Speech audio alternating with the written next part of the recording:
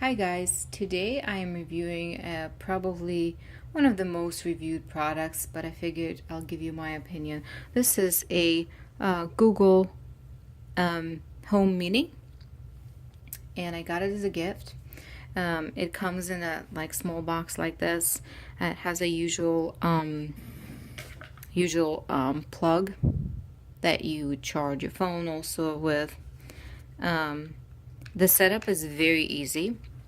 So basically, you just plug it in and download the app on your phone, and it's available for both uh, Android phones and iPhones. And basically, it pretty much gives you the instruction what to do. Took me less than a minute to set up, which is amazing. So to activate this little thing, you say, "Hey Google, what's the weather like today?" Today in Fresno, it'll be partly cloudy with a forecasted high of 54 and a low of 34. Right now it's 53 and partly cloudy.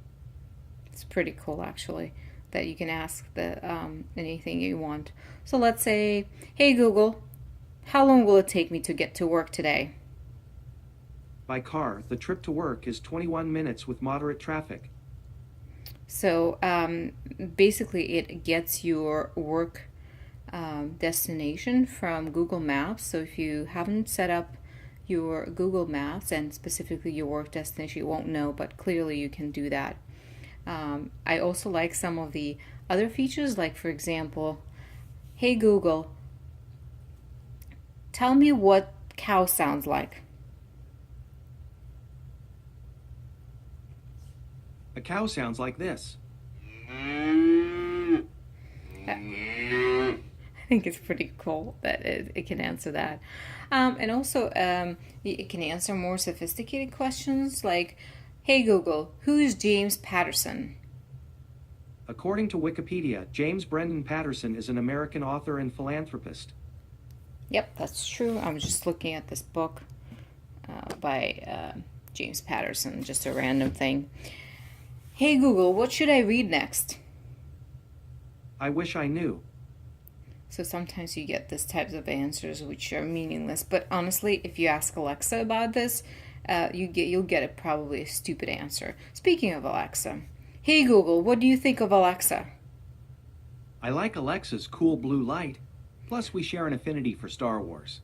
Okay, well, I guess there's no mutual hate here, so which is a good thing. Anyway, the point is, this little thing can do a lot, and I've used it for maybe a week now.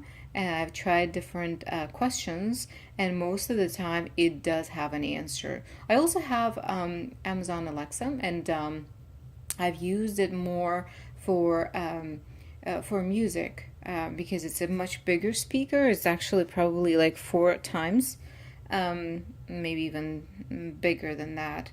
But unfortunately, Amazon's Alexa does not really have any features that Google has, such as how long it will take me to get to work or specific questions to questions to specific answers to questions related to history, or it would never answer a question about like this, something like this. "Hey Google, who is Charles Dickens?"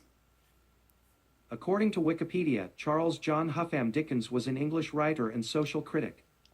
Which is pretty amazing. And although Google Home only gives like a brief explanation of who it is, I found it useful when I would be reading a book, a history book, and all of a sudden I wouldn't know who that person is. So I would ask Google about that, and quickly I would get an answer, at least a brief, basic answer.